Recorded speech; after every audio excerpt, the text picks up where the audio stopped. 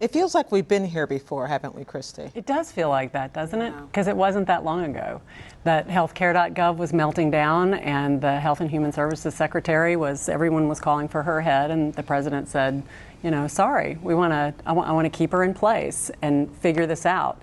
In fact, that was the question you asked the president today. What was different about Kathleen Sebelius' situation and Eric Shinseki's? And what was the answer? His answer was a little perplexing, because what he said was distractions in both cases is what he was trying to avoid. With Sebelius, her departure would have been a distraction, and with Shinseki, his remaining there was a distraction.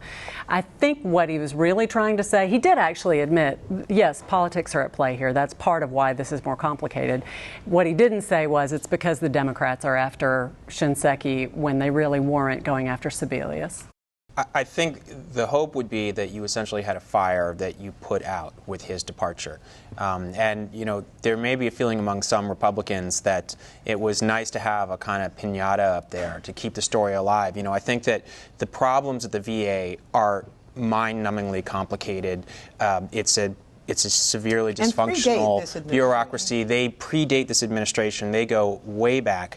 There were already problems before we were swamped by veterans from 2 wars in a bureaucracy that wasn't prepared for them. It was another way in which this country did not prepare for the decade after 9/11.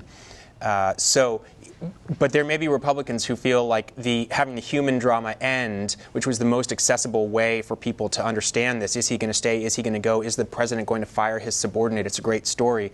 We'll defuse it, and we will go back to the, unfortunately unsexy and frankly, unfortunately dull bureaucratic question of these wait times and how do you solve it.